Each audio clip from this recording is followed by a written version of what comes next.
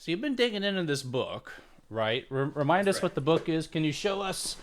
Can you show us the This is the a cover of the very book?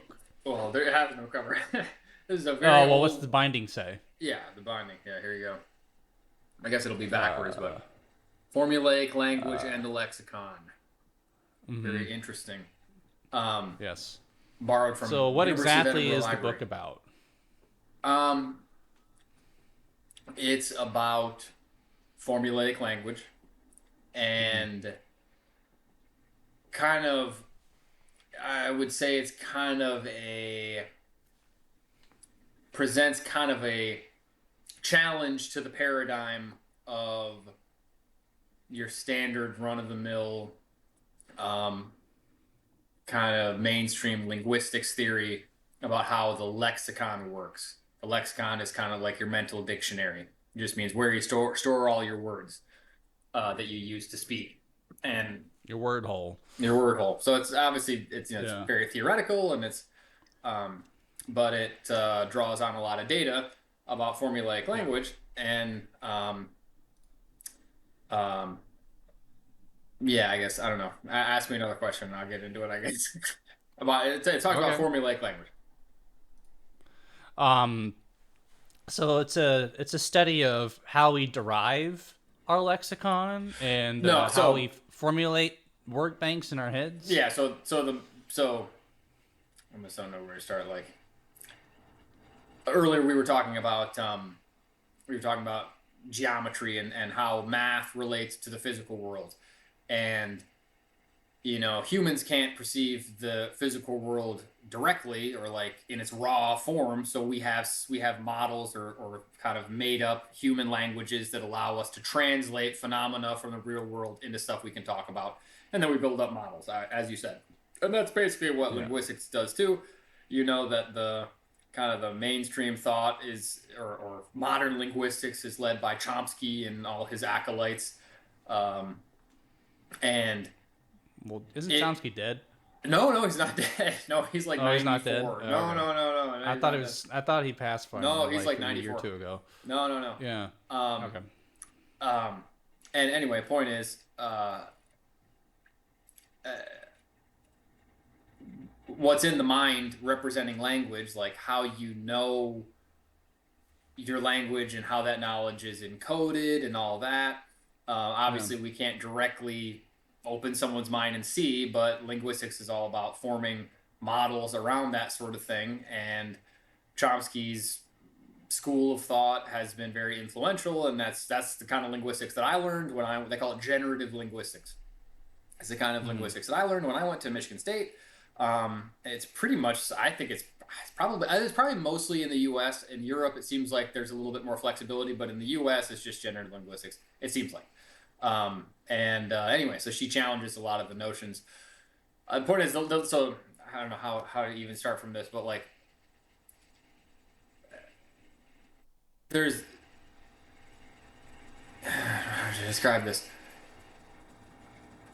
You speak in sentences, and the sentences are composed of words, and the words are composed of morphemes, what they call them, and which is just like little pieces of words, or suffixes, prefixes, and then those bits are composed of sounds.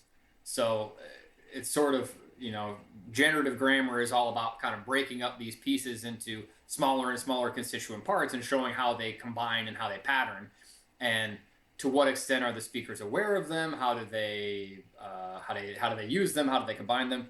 But then the word level would be the lexicon, which is, like you said, your mental dictionary or your word hole, and you store individual words there. But the idea of formulaic language is that you could store longer strings that are not just individual words, and that words become associated in kind of a formula is what they call it. And there's all kinds of different examples of formulas. And I guess the reason why I'm having a hard time explaining it is because it sounds like kind of obvious maybe to a lot of people, but for linguistics, it's very like kind of it's a big proposition, because to the linguists, they want things as simple as possible. So if I have a word stored in the lexicon, I don't want to store it twice. That's not efficient for the model. But then, as we were talking about earlier, the question is, at what point do you are you just trying to make a model? And at what point and to what extent are you trying to match physical reality? So she goes into a lot of data of how people actually use language. She goes into like second language acquisition, child language acquisition, and also aphasia, which is where people have disordered speech or can't speak.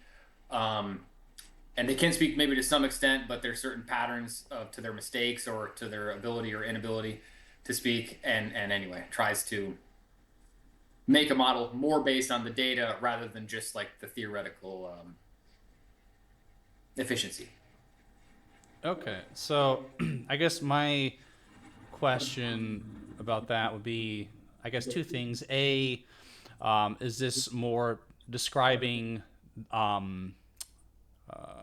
is this describing the way different languages will organize nouns, verbs, adjectives, pronouns, articles around each other in sort of a semantic order? Okay, so it's not that, but then also. Oh, you mean syntactic order?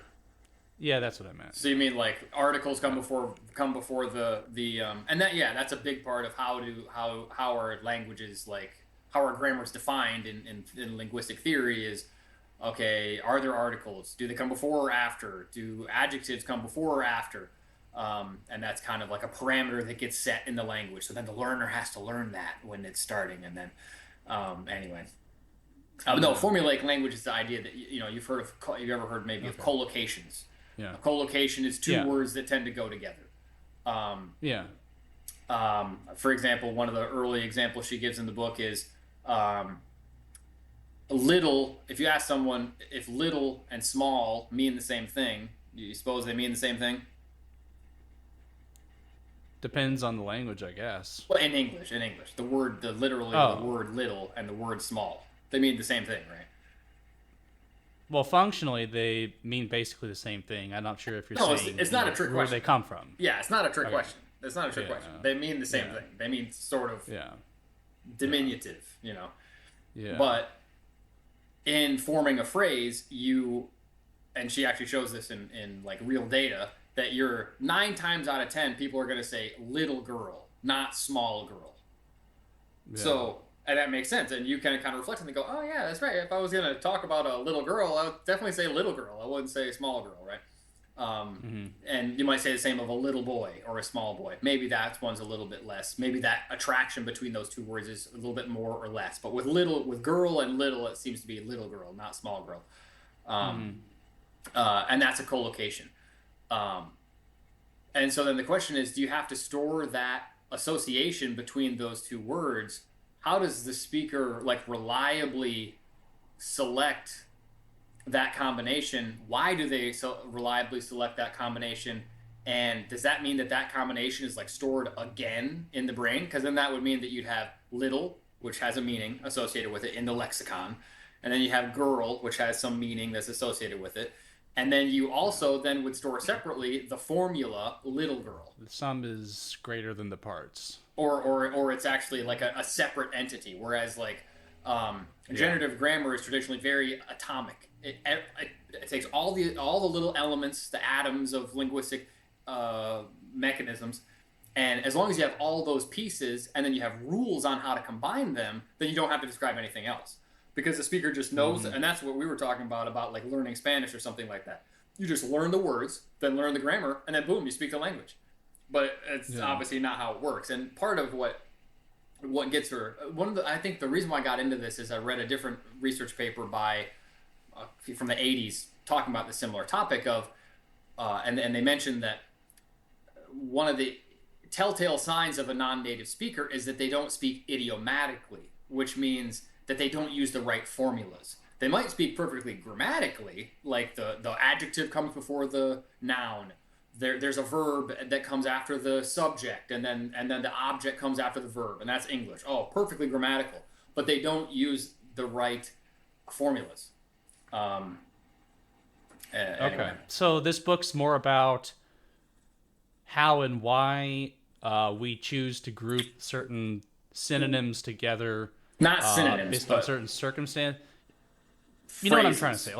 Why we have certain combinations of words that feel more natural than others. It gets into that. Feel more natural. It talks about sort of the social circumstances, because there are some, one of the most common formulas that are kind of begrudgingly recognized in mainstream linguistics is like set phrases that you can't take apart. So that would be like thank you, please. So these are one, I guess please is one word, but see you later. Those you could call idioms. The most common form of idiom, though, that people learn even in like English class or something is you'd know more like proverbs, which is like an apple a day keeps the doctor away. You know, is just kind of a memorized sentence that people say. That's even different than like a group of like 2 to 3 words that mean something completely different than what they would otherwise mean. Like a lo mejor in Spanish is maybe. A lo mejor. A lo mejor. mejor. Yeah, to the better. Is maybe. Yeah. But like that's maybe. That's interesting. Like that's interesting like, point. That doesn't have anything to do with you see what I'm saying? Well, you might think on first. So that's different than like a full phrase and idiom. Well, not necessarily, because there are some idioms that are you might call, I guess what she describes is there's almost this spectrum between fully transparent and fully opaque. A fully transparent string is one where if you know all the pieces and you know the rules, you know exactly what it means. It's transparent. And but then fully opaque would be a fossilized phrase like that, like a lo mejor. Although that might contain a little bit of the meaning. That might not be completely opaque. Completely opaque is like kick the bucket. That's completely opaque.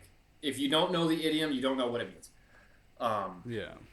But there's kind of a spectrum, and I think that's a lot of what she gets into, whatever. And but she talks a lot about second language learning and also about anyway, go ahead. Put a pin in that. Okay. So this is shoot, I forget what I was going to say. Talking about. So this is more to do with how we derive such shorthand. Like, is it trying to get at some? It goes really deep. There's a lot that I could say. She does. It's a pretty long book. It's like 300 pages. She kind of talks first about how they originate, theories about how formulaic sequences originate and why we'd use them in terms of, and she kind of describes it in terms of processing. So she uses a funny example, which you don't really think about these things. This is how I first got fascinated with linguistics, is you just, someone gives you an intuition and you go, oh that's so fucking weird, I never thought about that. For example, if you're like in the theater and you're trying to squeeze by somebody, you're not going to say, oh, please could I get past you? You're just going to say, excuse me. You know, if you make a creative utterance just for that situation, then the person is going to have to tune into, okay, here's a stranger who's speaking to me. And what the heck did he say? You have to kind of put together the words that he said. It's because he constructed those words, and then you've got to reconstruct them in your mind and then read out the meaning to yourself, which is effectively processing, if you will, like a computer. Yeah. But if someone just says, excuse me, you know exactly what that means. Not only do you know exactly what it means because it's a fixed formula, but you're in the situation where it's relevant. So, and these types of social situations, they come up again and again and again. So why wouldn't you have a shorthand for it? It's effectively just a shorthand. And another, so that's one of the things that she talks about. But also, in terms of child language acquisition, she describes different strategies for learning language. And one of the I think really hard to defend aspects of mainstream linguistics is this idea that all languages are the same and that all people learn language the same, which is obviously ridiculous. But when you're learning it in school, absurd. It's ridiculous. But not just as adults, but as children too. And so she kind of suggests that there may be a spectrum between analytic children and, she uses the term gestalt children, or basically the difference between a child who really tries to pick out the pieces and a child who just learns a phrase in a certain context and learns that, oh, maybe this could get me something, like a cookie or who knows what, and just repeats it. They don't know what any of the pieces mean. And they won't know what any of the pieces mean until they hear those pieces in other contexts. And then there becomes this almost a period of analyticity where you start to actually, now we're decomposing some of these phrases and going, oh, actually this piece was here and I heard it over here too. Anyway, but what she also suggests is that the thing is very interesting is that some words or some sequences don't get broken down. They never get broken down, and different speakers break them down to different degrees. One that occurred to me, I don't know if this is in your dialect, but an inner tube. This one just occurred to me. It wasn't in the book. What, you know, what's an inner tube? That's like a 90s. It's a kind of like a 90s way of saying like a floating, little tube in the pool. A little tube in the pool, yeah. Or like a little pool tube. A pool tube, or in a lake. I used to go swim in a lake and have inner tubes. But you never really stop to think it's inner tube, right? Yeah. So it's like, actually what's it inside of? If you look into it, it comes from the inside of a tire. So like kids used to play with fucking, literally a tube from inside of a tire that was the inner tube. But by the time I was playing in inner tubes, you would buy a tube that was specifically made. It wasn't for a tire. It was specifically made to be in the lake, but we still called it an inner tube. So it was like this other thing we used to do, and then that just becomes the word for it. Well, what I'm saying is I could have gone my whole life and never broken that down and never realized that inner, which is a different word in my lexicon, and tube. I mean, obviously tube is in there because that's kind of obvious maybe. But it's obvious to different people. It's more obvious to some people and less to others. And over time too, some of these were, I guess what I find interesting from like a historical perspective is over time some of these collocations, they get scrunched together and eventually the two independent words don't exist anymore. And they just contract until they become a new word. And that's because the formula failed to get broken down. I mean, it became very formulaic to the point where it became fossilized, what they call fossilized. And then that's the word. So, and it's an independent word at that point too. Yeah. But anyway, so I don't know I don't know. And any more questions? There are some interesting like philosophical applications though as well. I took some interesting quotes from her, but you can take it wherever you want. Yeah, I mean, is it just a study of how that process is laid out over time, or are there any assertions made about the linguistic model? And of course, we're going to talk later about, how much that model actually exists in the human brain, and how much this is literally just a theoretical construct to explain an inner phenomenon we can't quite actually, pinpoint in a scan or in reading of consciousness or anything like that. That's kind of the $1 million question, and I think, Yeah, and we'll get to that, in a little bit here. But to flesh this part out, what is she actually trying to say inside of the book? Is it just an amalgamation of research, or are there assertions made about the way that these words and kind of compounds interact with each other? It is essentially a case study. No, not a case study. It's the wrong word. Okay. It's a literature review, if you will. But she is trying to present a study aggregation. Yeah, she's presenting a synthesis. Aggregate study. Yeah, okay. I mean, I would call it a literature review. The whole thing is just a literature review, and then she derives a new model. So at the very end, she gives her model. She calls it the heteromorphic lexicon. That's kind of not really the point. To me, that's probably wouldn't be interesting to most people. That's just, who cares if you store the word once or twice? I mean, to a linguist, though, they care about that. But, but I think it certainly has deep implications for second language acquisition. We've talked about Spanish and Polish and that sort of thing, and it has definitely made me reflect on my language learning endeavors and the education system and the way that language is taught. That's another thing that she gets into is... Sorry, go ahead. What are the assertions that she makes, and what are your interpretations and thoughts on those assertions, and how would you edit them? Assertions about what? In the book. About the only her thing that new model and the way they interact with each other. Yeah, what are her conclusions? What she says, and what are your conclusions on those conclusions? I think what she says is very compelling. Basically what she's saying is that why would you... Well, basically, I almost have to come at it from...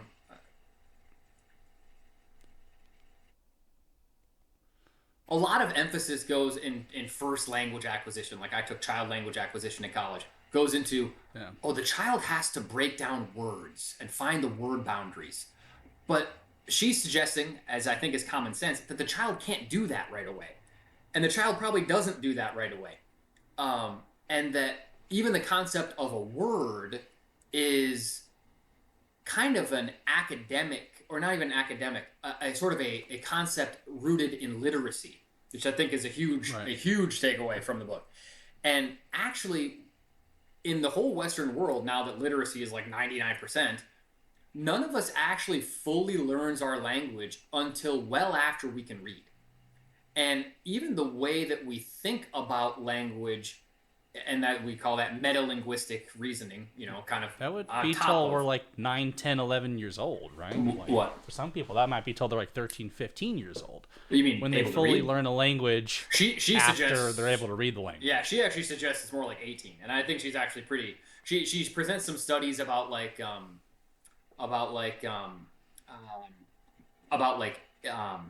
the word? Like metaphor interpretation. And the study like compared between like teenagers, like late teenagers and adults, and even the teenagers didn't get perfect performance on it.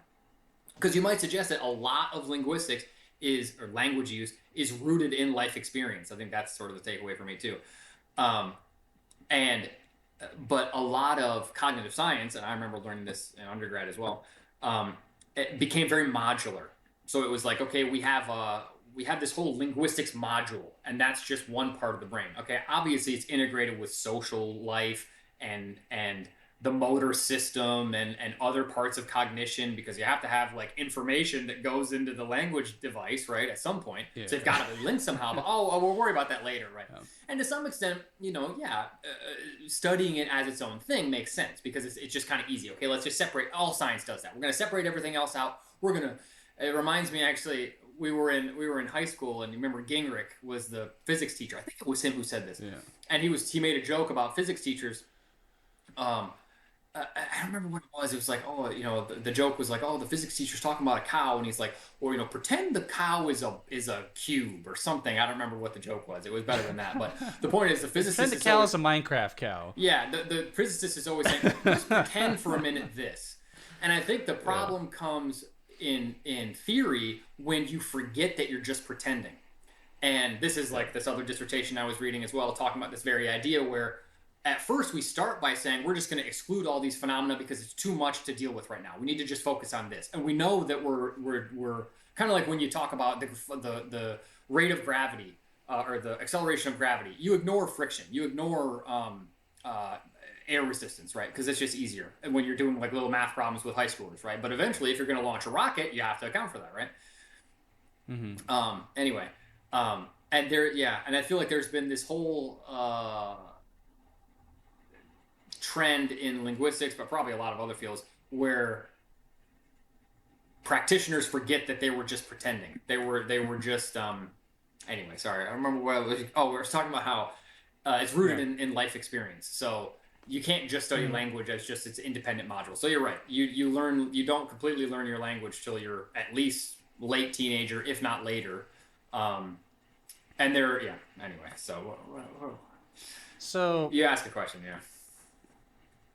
What were her conclusions, right? Well, her conclusion is the whole model, and that's sort of its own thing. I think she settles on like 5 different like layers of lexical strata in some of it's based on disordered language in aphasia and there are a lot of that's why I say takeaway. The conclusion is this model. No. I could get into the model if you want to talk about them. The model is a little bit dense, but well, what are your thoughts on her assertions? I think where do you agree and where do you separate from her assertions, and how do they relate to, because you've been talking a lot about your thoughts on optimal learning of other second languages, and how they've been changing a lot because of the book. And I think that so just tie all that together. I resonate very much with a lot of what's said, and I think it shows that, and she shows that language learning is rooted in language use. And language use is not written. Yes, you have to learn how to write because we live in the West, and you're, I mean, the whole world is pretty much literate. So even if you're in the East, but you're probably studying one of these European languages that you're going to want to interact with people through text, or you're going to want to be able to read texts or news or things like that. So of course you're going to learn written language, and it's also the ease, as you were saying earlier, about like logic and the ability to transmit more than just intuition. You have to use written language if you want to transmit that. Or in large part. But to actually acquire the language and be able to use it, you have to use it dynamically. You have to use it. Yeah. And she talks a lot about, I guess what I find fun, maybe like on a deeper like philosophical level, and I think I mentioned some of this last time we talked, but you are one of her theses is that language learning is not based on some like analytical, autistic, pedantic impulse of all human beings, which is kind of, frankly, it's kind of the the mainstream linguistics. Oh, kids are just these little computers, and when they wake up out of their mom's womb, they want to compute, right? They're not computers. They are using language to meet their needs. It's strictly needs only, you're extremely vulnerable, and you learn that other people use this code, right? And you do happen to have you should learn the code so that you can communicate with them. And early on, you don't have a great ability to do that, but you kind of slowly bootstrap off of your past experiences, and you learn the language. And I imagine that even like looking at how dogs learn, select words in a language to be associated with, in any language, be associated with certain objects they find of high import, like food or commands, petting, or going on a walk, or commands, or commands, things associated with rewards. Yeah, that's very true. That's actually a good point. I was just gonna say, we're always talking about trying to get out of the matrix, right? Or maybe that's Andrew Tate talking about getting out of the matrix. But I guess I've learned that we are in the matrix of necessity and as a matter of fact. And that matrix, begins when you're socialized into a culture. And when you're socialized into that culture, I guess it's sort of maybe something for me to reflect on, because I can be very combative, maybe, or I could be very combative in the past, and I still am to some extent. And this is kind of an alt podcast. You're trying to push against certain things. But it's very interesting the extent to which you have to learn how to speak other people's language, whether or not you agree with them, just in order to function in general in a society. And a lot of the speech that you use is automatic, and you do without thinking. And when you're trying to learn another language, another sort of postulate or thing that she proposes in the book is that language is used for self-promotion as well. So it's used to be taken seriously. And the child is sort of learns how to not only meet their needs at first, but maybe as their ego is developing or whatever, to learn how to assert themselves in social situations. And it made me reflect on like my nephews, for example, when, a bunch of adults will be talking, and this kid's like 3-4 years old, but he's finally learned he can put a couple words together. He knows. And then all of a sudden he just barges into that conversation, says, "Hey, Uncle Elliot, this happened to me the other day." Totally irrelevant, like from the Big Lebowski. You're like an 8-year-old that wanders into the conversation or whatever, wants to know what's happened. Yeah. And kids like a child who wanders in the middle of a room and what's and children do that because they're learning like, oh, I've got to like put my name in the hat here at some point, right? How do I do that? And I always try and take kids seriously on that, but they're like learning how to do that, and how to like flow with the context. They also have limited memory capacity at that time. I mean, they have certain advantages over adults, but certain disadvantages. And anyway, so self-promotion, and when you're learning another language, you kind of, as I've kind of learned also, like I was just in Poland for a week, and my Polish is super rudimentary, but I did a lot better than in the past. And you kind of have to transition through this phase of like people are impressed with you when you first use a phrase from their language, especially if they speak like an uncommon language, like Polish isn't spoken by that many people. They're like, oh my God, so you speak so nice. Wow, right? But you know that you could wipe your ass with that phrase, that you found it in like your day one phrase book, right? Whatever, they're just being nice, on some level. Vomit this out in this position and people will understand what you mean. Oh, this was my thought. I told this to Veronica too. It's very interesting. I think it can be easy to like go straight for self-expression. I want to express myself in the language, because the language, you think of your speech and your ability to express yourself as the vehicle for your personality when you portray yourself to people. But immediately have a beef with that coming from a musical background. I know that's not how that works. It totally doesn't work. Like, you cannot do that. And not only can you not do that, but that's putting the cart before the horse. Way before the horse. And not only that, but there are like so many registered, especially like now that society is so advanced, like you can use think about it, you can use the same language to, I don't know, trying to think of something vulgar, but you could use the same language to order a sandwich, for example, right? Or to curse when you stub your toe. That you can use to convey a complex scientific theory or talk about the finer points of nuclear physics, And if you have a certain degree of intellectual background in some of those areas, you can do that. But, even you or I, we couldn't keep up in a conversation with a nuclear physicist. It's like they're speaking a different language. It's a different register.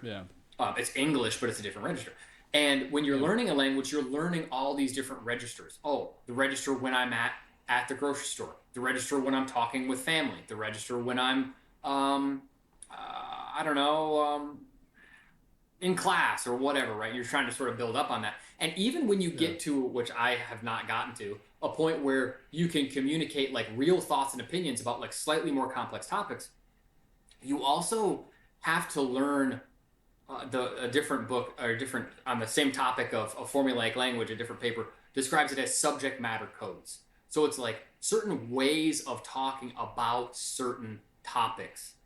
And there, even in like politics or like the world today, there are certain, I would call them like not accepted opinions, but like accepted modes of discourse. And you learn how to, as I've certainly learned in my older life, to be very reserved when interacting with people and not really put too much of your own opinion in there, because like what are the you don't want to experiment too much. Put words together. Yeah. So you go, oh yeah, I heard Trump won Florida or whatever. I mean, I don't know. I can't think of a good example. This is sales 101. Is you're conservative in your expression and you let them determine the terms of creativity. Yeah, and you roll in their very good. Yes, creativity, exactly. It's formulaicity and creativity on a spectrum. And when you're learning a language, you can't be very creative because you have to learn what are the modes of formulas that are used to talk about different things in these different registers. And you kind of let other people be creative first, and then as long as you can perceive what they said, which is kind of like actually half the fucking battle, it's more like 75% of the battle, then you can kind of get them back with, oh, really? Oh, tell me what you think about that, or let them kind of run the discourse. But anyway, so I've learned that integrating in a society, it's weird. Anyway. Well, it's like that way that any creativity you insert has into this one-on-one space or in a group space will be well received because it is within the confines of creativity given by other people. Yeah. And maybe if you're particularly dynamic, you're able to add something to that conversation that has your personality in it that fits within the acceptable boundaries of their personality, or even expands their personality in a way that's considered pleasurable or informative or engaging. But only that's a whole bunch of You can only really do that effectively when you have pretty good command of the language, and even a lot of native speakers don't have command of that because it requires very nuanced usage of creativity that does not ruffle feathers. And you have to know people, and that's like you talk about language acquisition. That's like, again, that's even, you almost feel like you're still learning your own language as you get older. But anyway. But no, it's like you're putting phrases together and figuring out how to operate the machine mechanistically and descriptively, and then you learn some basic accepted phrases that show that you have a level of attentiveness to the culture at large, and then you start to build on, once you have that, ground fundamental facility, you've built the house and the foundation of it, you can start adding ornamentation on top of it from there with synonyms that have different flavors of the same types of words, like better versus superior versus higher performing versus, Right. come up with 8 other synonyms that have slightly different flavors in the same concept. Right. And that's kind of more learning the language. That's like the vocab lexicon test, I guess. Yeah, it's a lexicon test, but you also learn, this is the formulaic part, that there are certain combinations that just sound wrong. Even if it's a synonym, it sounds wrong. Yeah. In large part is a set phrase. You can't say in big part. You can't say that. And you can't say in chungus part? Can't say in chungus part. Can't say in you can't say in humongous part. You can't say in humongous part? No. But you see my point. And I mean, she gives a bunch of examples. You think, oh my God, I never really. And if you take linguistics, you'd think, oh, like the famous Chomskyanism is colorless green ideas sleep furiously. So, why? That's grammatical. It's a perfectly formed sentence. It does not a fucking perfectly formed sentence. It doesn't mean anything. Everyone knows it doesn't mean anything. If you're a poet, okay, maybe you're funny, but. I literally just sat there and thought, I've never heard this sentence. What the hell does that even mean? It's almost like a mantra for I guess you'd say almost the autonomy of syntax. Okay. That syntactic rules exist above and beyond, separate from other modules of the grammar. But in real language use, people use the same formulas over and over. Even the word, even over and over. That's a set phrase, right? And the more I'm telling you, tune into it. The more you listen to people speak, and yourself speak, you think, "Wow, that's a formula," And some of them, like when you learn another, actually, it made me think about Japanese actually, because in Japanese, like after I don't know, like the first 2 years, the third year we got a new book called Tobira, and that's when you're kind of really getting into Japanese grammar. But they don't teach you words; they teach you formulas. And I never thought about it like that until I read this book. I thought that's all they're teaching you is formulas. The reason why they have to do that is because Japanese is structured so differently from a Western language. Whereas if you're English, you speak English and you're learning Spanish, you think, oh, I can probably just learn the same words. They have the same ones, like big, small, black, white, right? Yeah. And and the adjectives, they come after, and okay, I have to learn that, but that's it, right? The idioms or the formulas of the language are they are shared to a significant degree. But Japanese, you're off in the weeds. So you have to learn formulas to grasp onto. Anyway, I give examples of that. Because otherwise you're just lost at sea and you don't have a rudder. Well, otherwise, because if you try and translate word for word from English, it just means nothing. Yeah. It's not even grammatical. It doesn't make sense. Yeah. Anyway. Yeah. Yeah, then that's why I wanted to learn Spanish first, because it's the most similar to English out of the kind of the main popular relevant languages. So it would just be the easiest bridge. It's pretty useful too. Yeah, exactly. So, and I've been wanting to learn it for a while. But so that adds a lot of kind of unconscious intuitive context to our process of learning language, but I guess why does that give you such a beef with apps like Duolingo or I don't have a beef. Traditional classes or no is it just that we're like transposing like an academic approach to something on a more intuitive kind of interpersonal cultured learning apparatus? Part of it is that it's as just like any other subject. It's based on testability. So you learn vocabulary not because that's the optimal way to learn, but because you can take a test where they test you on 10 words of vocabulary and you get 9 out of 10 or 8 out of 10.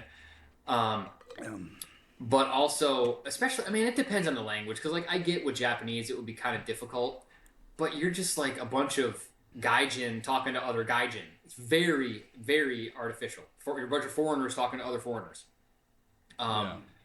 And to some extent, it's impossible to simulate a native environment. You're not in Japan. If it's that kind of a language where like the only place they speak it is way over there. You're limited in you have one sensei. She can speak to you, but that's it.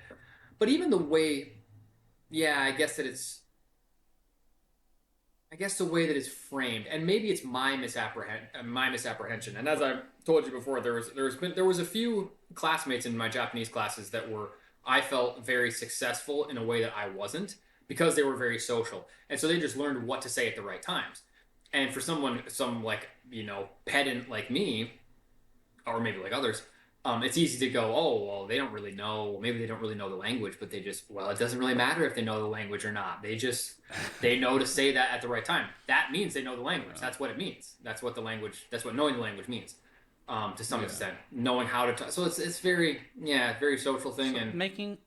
So the language is not even necessarily just learning a structure of words and interplay of how the words are built skeletally around each other in a skeletal muscular kind of way. It's an art form of communicating conscious sentiment and mood to each other.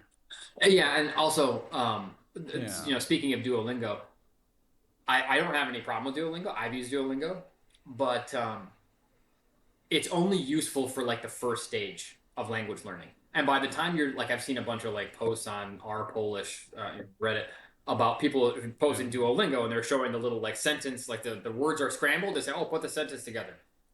Yeah. I find that to be kind of artificial. I think as soon as possible, you have to start using the language. So once you have like the bits and pieces, and depending on what language it is, you have to take a different approach. Because if it has a very foreign sound to it, you have to learn the sounds, just bottom line. You have to learn the orthography, how it's written, and then you have to learn like some basic words and phrases. But then the more you get into that, you have to start watching and listening to content, especially like we're in the modern age. At this point, we don't have to listen to audio tapes in the 90s or listen to our audiobook in the car or something like that in the cassette player. You can just go to YouTube and find naturalistic speech from all kinds of real situations, movies. I mean, in most Western languages, podcasts, whatever you want. Yeah. I like to watch like you're not stuck watching Spanish soap operas anymore. Yeah. Although you could, like in Japan, in Japanese, we watch J dramas. That's a great source as well, right? Anyway, so I try just to at least passively accumulate experience with the language, but at a certain point it's like, okay, out of the nest you go. And you have to get out of there and reapplications as soon as possible. You should get out of the nest, I think. But the other one I think I suggested to you was Anki, which I had never heard this term before, but it's like spaced repetition or something. Spaced repetition software, SRS, and Anki is an example of that. ANKI, and basically, it's a flashcard where it shows you, and then you kind of mentally guess, and then you flip it over, and then depending if you got it right or wrong, it kind of gives you a spectrum of like, how easy was it for you to remember? I got it wrong, or like I got it, but like I wasn't sure, I kind of guessed, or like I know that one for sure. And based on how well you remembered it, how well you told it that you remembered it, it will show you that card sooner or later. So if you're consistently remembering this card, it's not going to show you that card for like 6 months, right? Yeah. But if it's one that you just keep forgetting, it's going to keep showing it to you.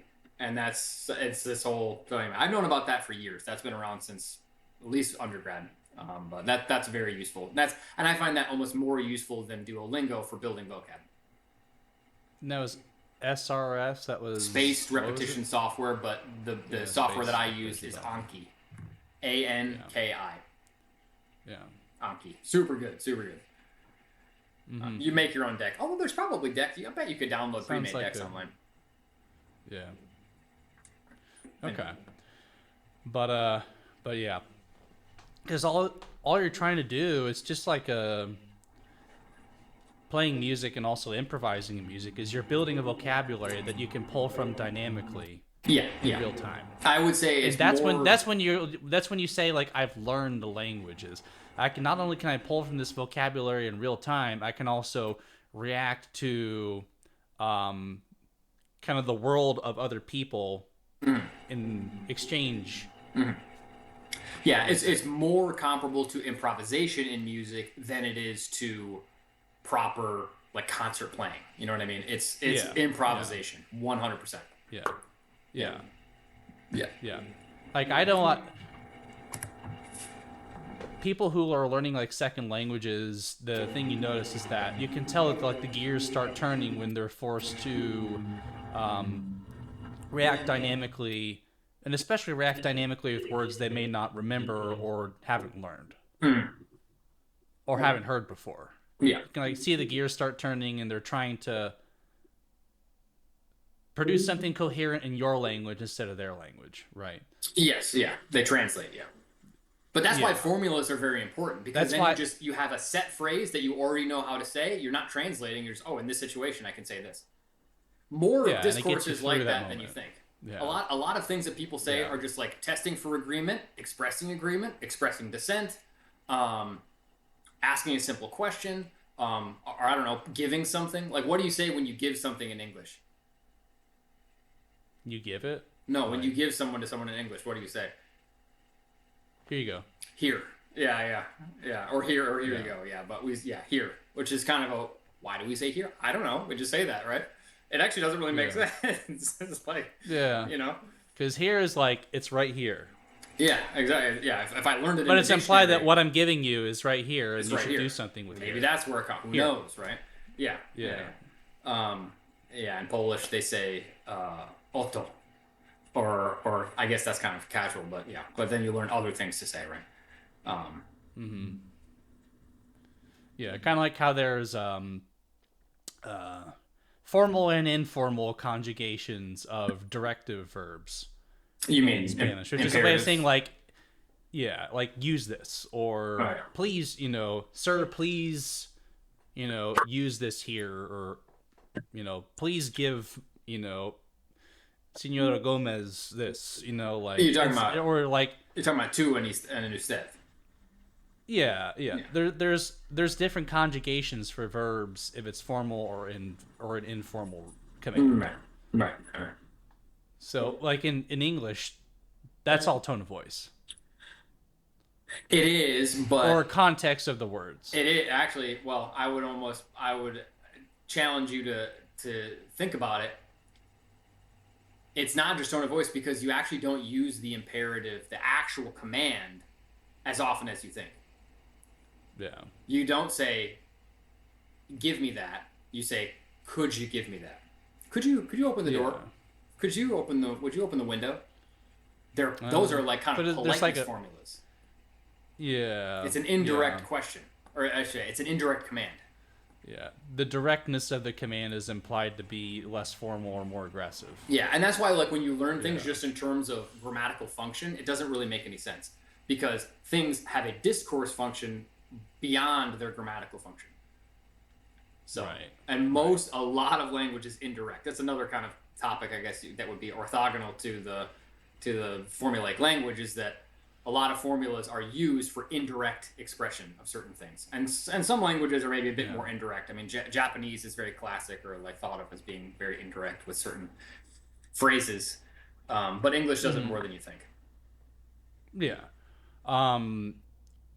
Now probably is a good time to talk about, like, if you can give a quick and dirty rundown of that model at the end of the book, and you want that? How related you think that actually is to how related that actually is to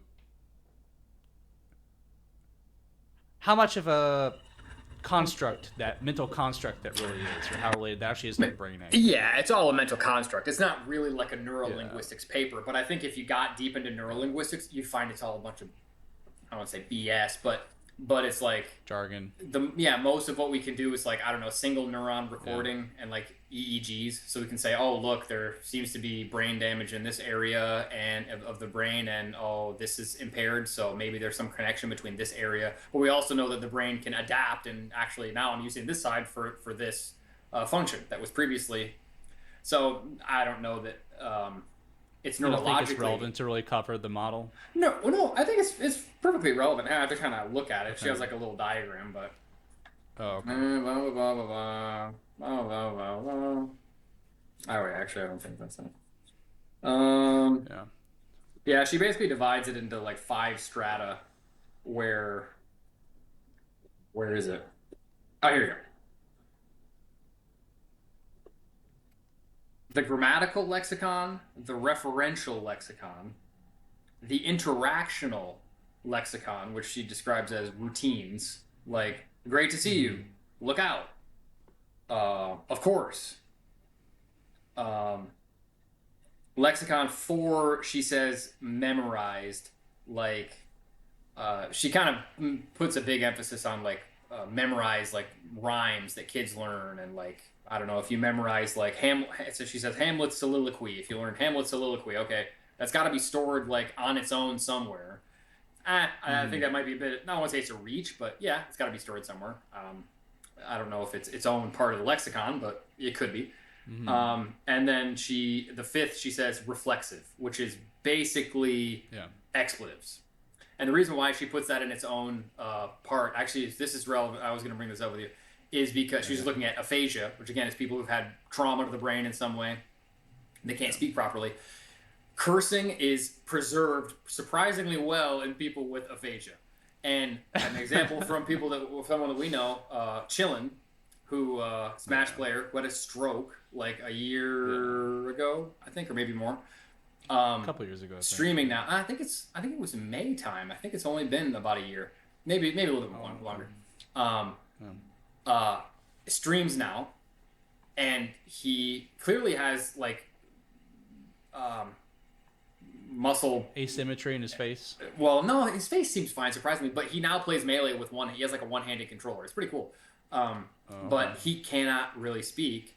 But when he's playing video games, speedrunning, or playing Smash, he can say "shit," "god damn it" really well. And he sounds perfect. Sounds perfect. Yeah. You know. And so anyway, so she kind of gets into the question of like, is it always remember how to be salty?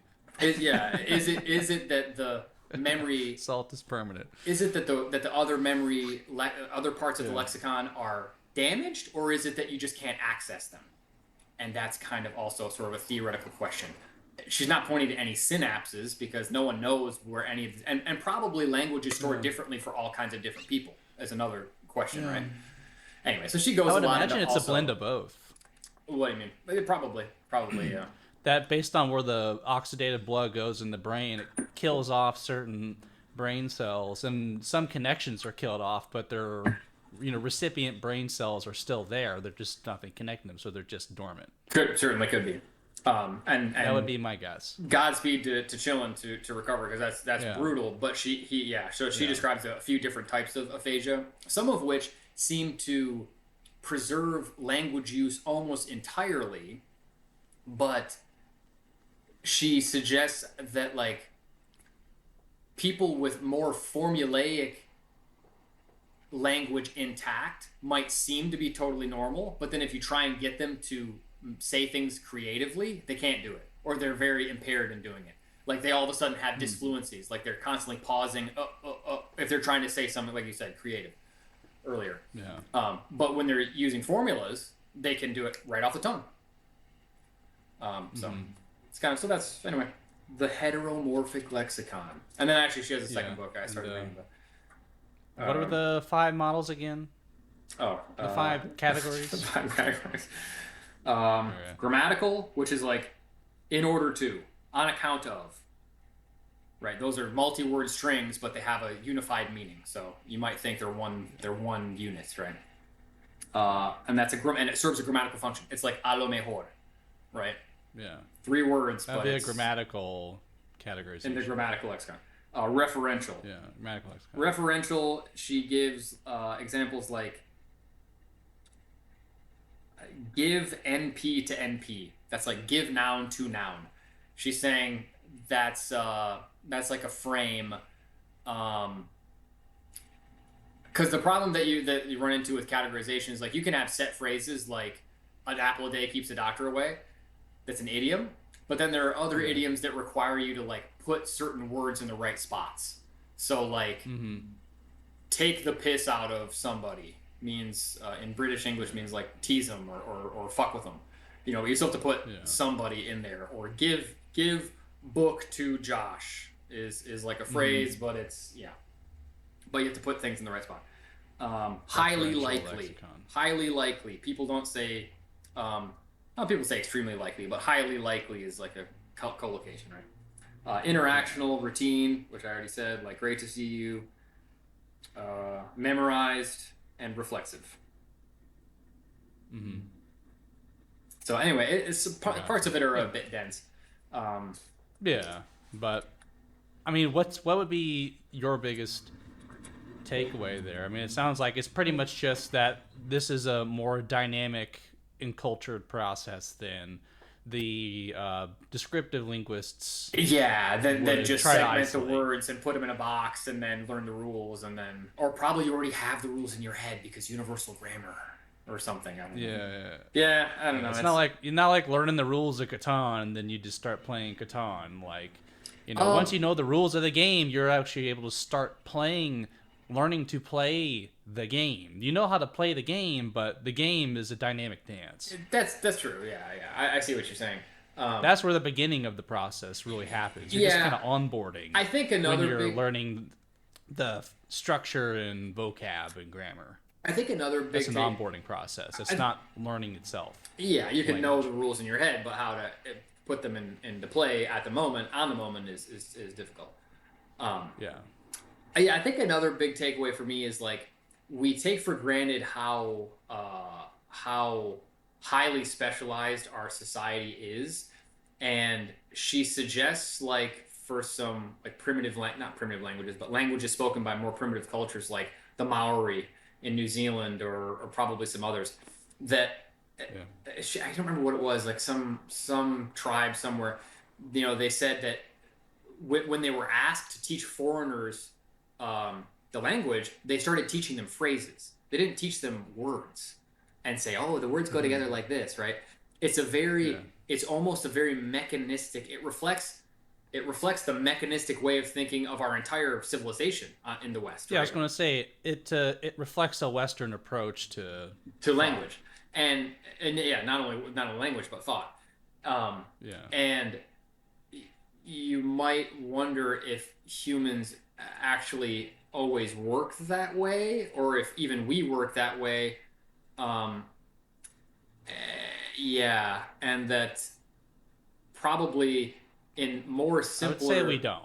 I don't think that we do either. I mean... And it's more of a recent tool that we have learned to manipulate that we are confusing for reality itself. Yes, exactly. We're confusing for reality. And that is what the linguist studies, is this sort of artificial, literacy-influenced, mechanistic construct. Yeah, that's, again, influenced by Western thought. But... also, it makes you wonder about evolution of language, because it's quite possible that in earlier societies, you know, language was very formulaic because you don't run into that many situations, and you're not describing, you know, complex aircraft or television sets or Smash Bros. You know. Yeah. Mm-hmm. But it's. I mean, I would just agree with that. I think that what's natural for people is to learn in a very intuitive and kind of monkey see, monkey do type of way. Imitation is the word I'm looking for. Learning through imitation, learning through culture, passing down knowledge. I hate to say from generation to generation, but just from one person to the next. It is, yeah. And then the idea is like, here's how you do it, now model it. And then they model it, and then they might learn in all varieties of semi-conscious ways or even fully conscious ways how to break that model down into a bunch of parts that we can talk about on a podcast for an hour. But at the end of the day, this is an intuitive process that goes on in your head if you're just immersed in that exchange of imitation. And to be massively immersed in that exchange of imitation constantly is to learn as quick as possible, and to do that would be to have ideally at least a one-way, if not two-way communication in the language, wielding the language in a living, breathing way, which would be one way to consume media in that language. Two way would be to, maybe you take a trip to Mexico for a week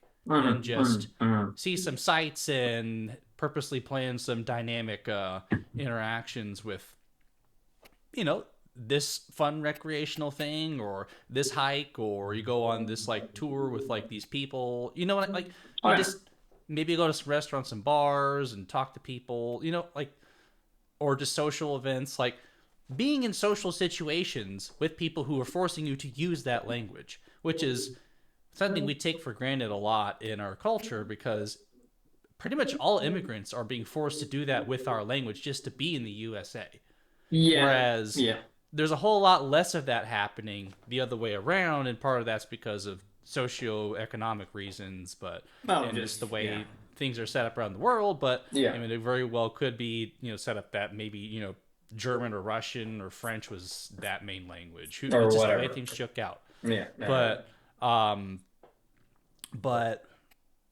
yeah, I guess to me that's the biggest takeaway is academic learning of a language.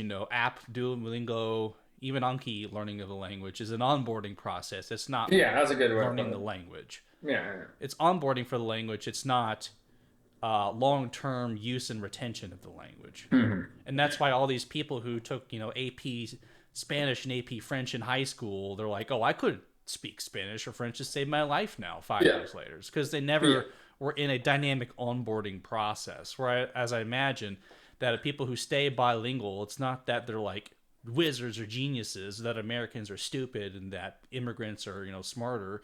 It's just that they're forced to enter the dynamic stage of retention. And Americans are never forced to escape the onboarding process and move to the next step. It's something they have to consciously do themselves. And to me, that's like kind of a cool part of what traveling would be to me, is getting really comfortable with, deep into the onboarding process and partway into the at least one-way dynamic initiation into the language, and then to like enter the two-way stage by planning a vacation or traveling to that, like to travel to Spain for like a week or two. With like a couple of friends or a significant other or somebody who's been in that process with me. I think that'd just be a really cool thing to do. I know it is cool. But yeah, I guess to me that's the biggest takeaway, is that what we consider learning a language in school is merely an onboarding process, and that's why any class taking itself seriously is going to be planning a number of trips, maybe to Spanish restaurants, or to see Spanish movies, or to engage in Spanish culture or Mexican culture in some way, shape, or form. If it's a Spanish class, I know that a lot of these higher level classes, everyone's only talking in Spanish in class, and all the literature is in Spanish in class. To try to simulate that process as much as possible, but as you mentioned, that is still pretty artificial. Learners engaging with it's artificial. By nature, it's learners engaging with learners. It's not learners engaging with natives. Also, in an extremely artificial social context as well, because it's all about context. I could communicate with Veronica's granny in certain instances, not because I heard exactly what she said. Actually, this is not to extend this too long, but interesting comment though. Interesting epiphany I had. You ever had that experience where like someone's talking to you and they don't have your full attention, and you don't really hear what they said, but then like they kind of finish what they said, and then you're still able to respond to what they said because somewhere in the back of your mind you heard what they said. You know what I'm saying? And it's because you had such a deep experience with the sound sequences of the language and the words and the formulas that your brain can actually partially reconstruct the auditory material that you just heard, and you can actually hear it a second time. You know what I mean? You can kind of play it back to yourself and then comprehend it. You didn't comprehend it the first time. You know what I mean? Whereas when you're learning a new language and you're in these interactions, you're not going to hear exactly what's said, and you really can't expect yourself to. Well, that's completely missing. What? For a long time. at Yeah, first. it's like missing. for me in Spanish, I feel like I'm just now starting to get that level of comprehension of the most basic levels of Spanish. Yeah, but what I'm saying is that context, And I'm still very consciously plugged in yeah. to everything I'm learning in my current lessons. Yeah. And if I'm not, I just have to repeat it because I just didn't catch it at all. Context informs your perception significantly. So I would have interactions with her granny that I didn't really fully hear what she said, but I heard one or two words enough that I knew what she said based on the context. And I could respond in a very simple sentence, right? And another thing that she describes in the book is how children learning a language is highly contextualized. That's what I've learned like about different types of media too. If you watch a children's program, it's highly contextualized. The characters are talking about things that you can see on the screen. If you watch a drama for adults, the characters are on a phone talking about God knows what. They could be talking about the king of France right now, you know what I mean? Or they could be talking about the war in the Middle East or something. You don't know, you know? It's not in the context. All you see is a person on the phone. So, but then with older people too, like Granny, right? She's just living in her house. She does the same thing every day. We eat, we shit, we sleep. And that's, the context is very, Watch very, Fox News. watch Fox News, very salient context. So you want to be reaching for context or situations where the context can be readily apparent. Ascertained, yeah. Yeah. Well, cool. Any thoughts you would nail onto that at the end? Or? No, I think that's pretty good. That's pretty good. Okay. Cool. Well, another successful little installment here, I would say. Not too much to plug on your end, I would imagine. No, not really. I was asking. No. So I'm just a guest on this ride. Yes, sir. So the podcast now has an official name, Closer to the Heart.